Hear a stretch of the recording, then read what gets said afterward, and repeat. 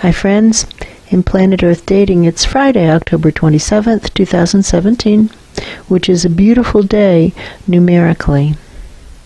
In both the Lynn-Life and the Jamie Body Mind, the authorized souls remain only child souls from the deeper, denser dimensions, and all other souls who are already living by the rules given to the Search for Truth community by wiser minds above all of us, and who are already participating in the work to complete the Search for Truth assignments given to the Search for Truth community by wiser minds above all of us. One of the wonderful things about having a dense host life is that it can be a beautiful bringer of messages. When unusual symptoms flare, it's important to realize a message is coming in, then to discern the meaning of the message and act on it appropriately. Doing what the situation actually calls for is by far the greater part of the art. We're going to use some unusual symptoms in an effort to get the work unstuck once more and moving forward again in the assignment to create deeper, denser dimension worlds that work for all categories of deeper, denser dimension sentience. And with that, the formally videoed portions of today's efforts begin. Reaching up to those presences who like to use the host life for their interdimensional activities on behalf of the greater good. And I see someone who looks kind of like Leo, and might be Leo sitting in a dark room, but also might be someone else. So we're going to stretch higher, higher, higher, higher, drawing up the upward flow. Is that Leo in a prison? Maybe that's why it looks so dark. I don't think we should leave him there. No, I don't think we should leave him there, and it does feel like it is actually Leo. I can feel his fingerprints. It is. No, it doesn't feel like we should leave him there. No, he's not free to leave. No, that's true. It feels like we can just reach out a hand and grab his hand as we go past him and just pull him up into a higher dimension. Okay, reaching out the hand. Okay, Leo, it looks like a hand is coming out of the wall of the cell where he's sitting, and he's reaching out and he's grabbing the hand, grabbing a hold of the hand, and we just shoot up higher, shooting up higher to an even higher dimension, hearing a popping sound in the head. And now it's as if we've come up into a higher dimension room, and Leo is still with us, hand holding our hand.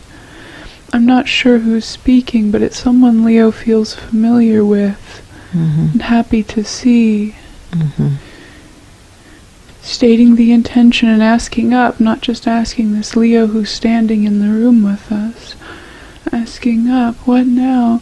In order to heal the root causes of the symptoms of pain and swelling in two separate areas without discernible cause, and whatever those symptoms represent, in such a way as to create deeper, denser dimension worlds that work.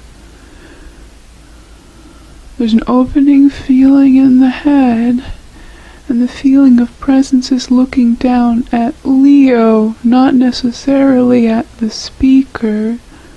I see that.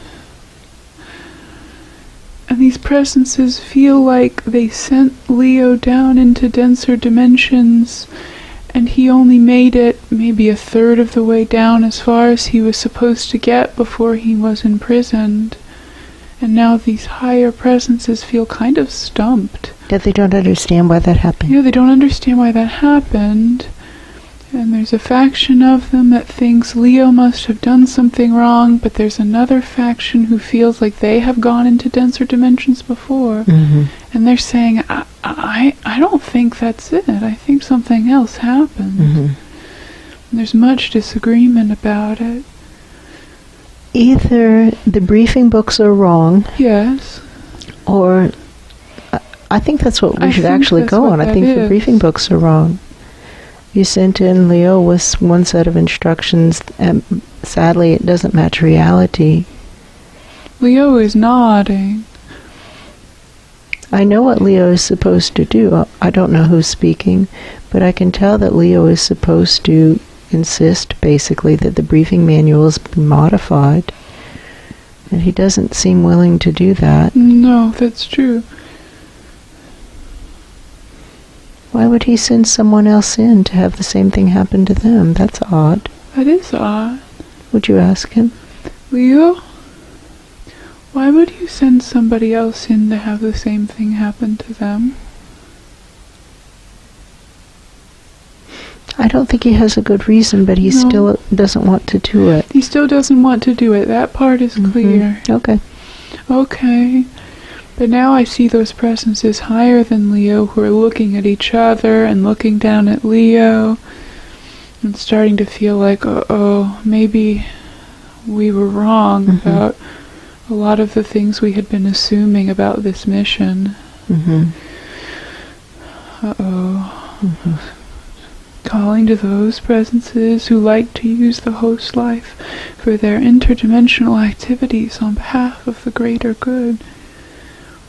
And I'm starting to see a room higher than the room of supervisors who sent Leo into the deeper, denser dimensions. And this higher room seems almost unaware of the lower room's activities, as if it was something that they started and put on a back burner or put on the shelf and said, well, that ant farm will just take care of itself now.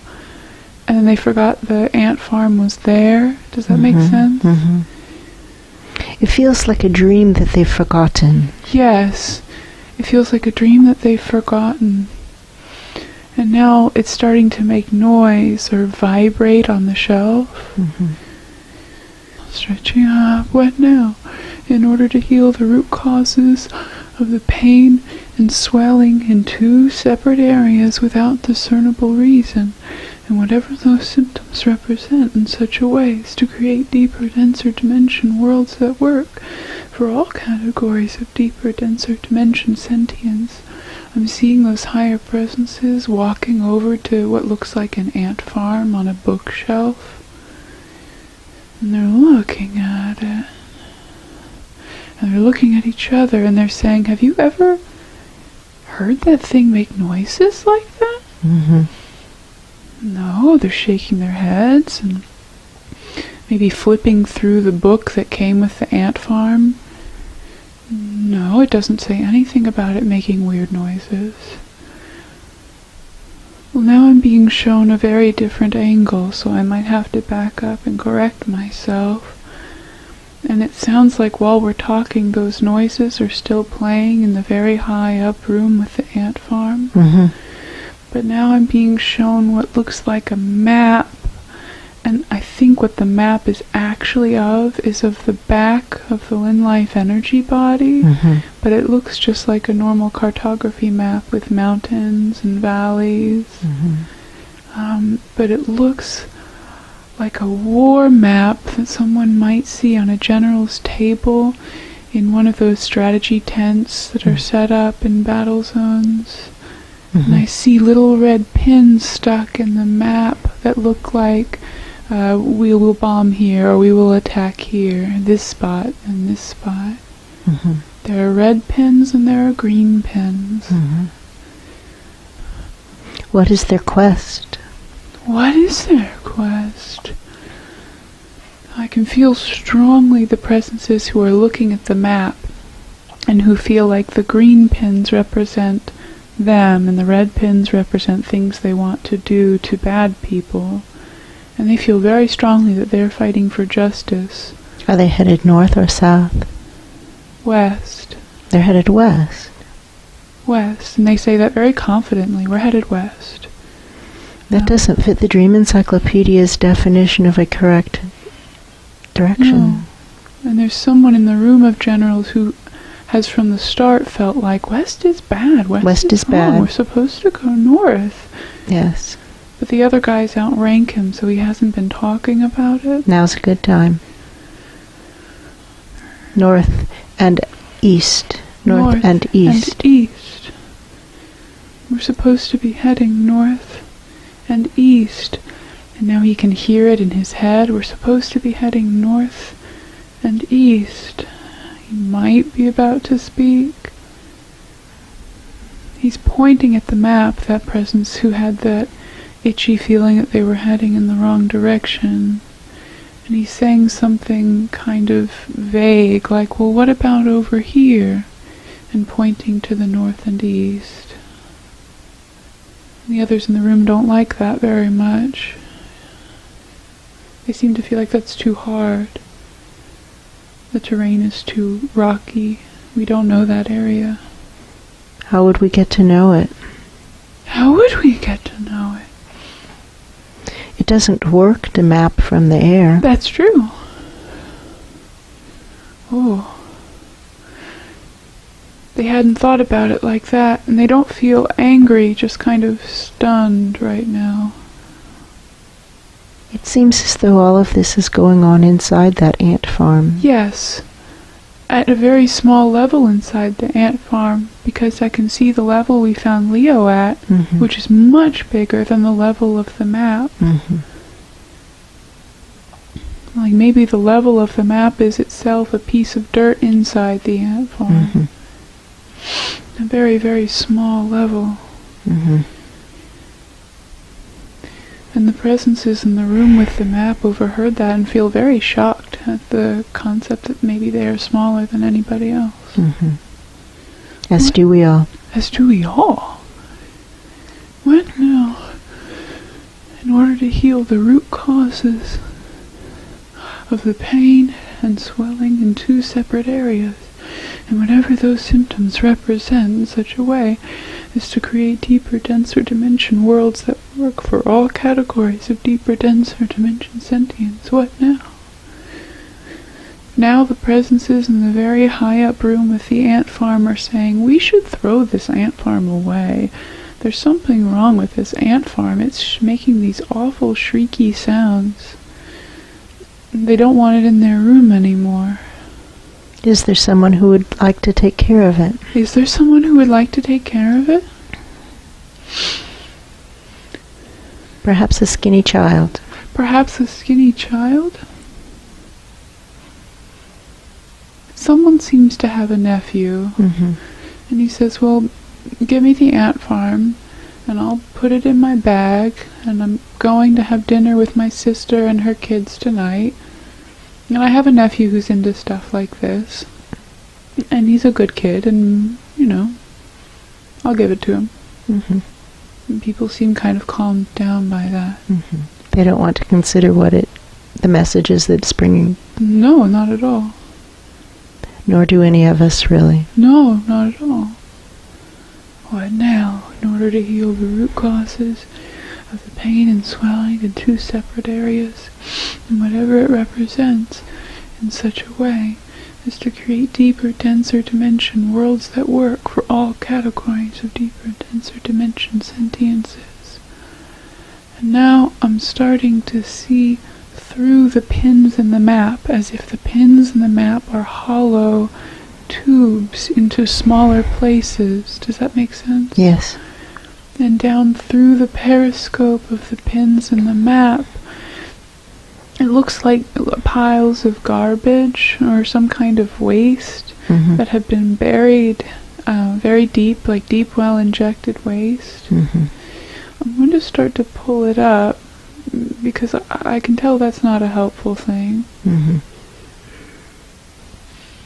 as we're pulling up these piles of debris, I can see that underneath the piles of debris there's what looks like huge caverns of waste that have been deep well injected.